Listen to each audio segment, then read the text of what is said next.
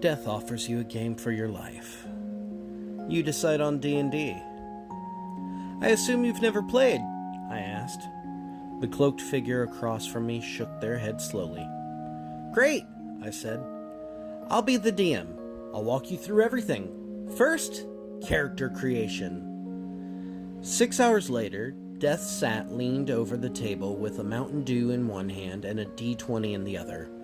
Their hood was thrown back to reveal a bleached, grinning skull. We were in the company of 4 infernals from the depths of the abyss. I don't remember which of us invited each of them. Turned out we had quite a few friends in common. They rolled a 1. Ooh, tough luck, I said with a smile. Fuck. This is the best time I've had in centuries.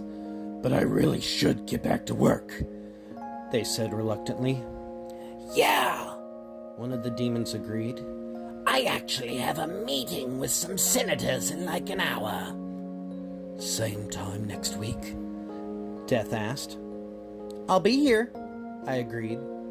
I suspected they knew before we started that this was a game that didn't have to have an end and didn't have a winner. They came back the next week and the week after that.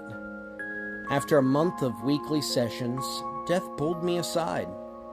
Hey, he muttered, shuffling his skeletal feet a bit and rubbing his arm. I don't want to be that guy, but this game does have an end, right? I'm having a blast, but this is still technically work for me, and I have to file reports, especially with all the loopholes I had to pull on to get a multi-session game approved in the first place.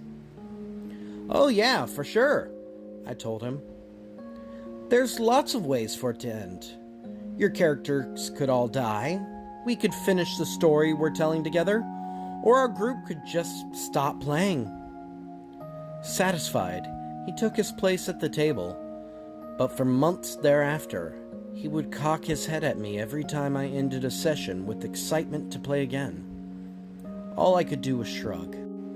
The weeks turned into months, turned into years, and Death stopped his reminders that our game, like everything else in this world, would eventually have to die. He told me once that he was determined to see this through to the end because my absurdly long game would make for a good story. But I think he had grown attached to his gnome cleric. Her magic was from the life domain, and his grin always seemed to just a touch wider every time he healed someone. Half a decade after we began, my players were as seasoned as their level 20 characters, and I was running out of curveballs that would challenge them. So I wrote an end to the campaign. I spent months on it, carefully tying up every loose plot thread that I could think of and giving all 5 members of the party the best resolution I could muster. 3 of them got married to each other. There were tears flowing from every eye socket that wasn't an empty socket as I narrated their proverbial rides into the sunset. Before finally I folded my screen, looked at each of them in turn and said, "The end. Death, you can take my soul now." He froze, and the demons round the table turned as one to stare at him. Then slowly, he cocked his head the same way he used to. "But you won," he said. "The object of the game is to tell a story with your friends, and you did." "But so did you," I cried. "And everyone knows that when Death wins a game, he gets your soul." Death's grin spread wider than it ever had when he saved someone's life in game.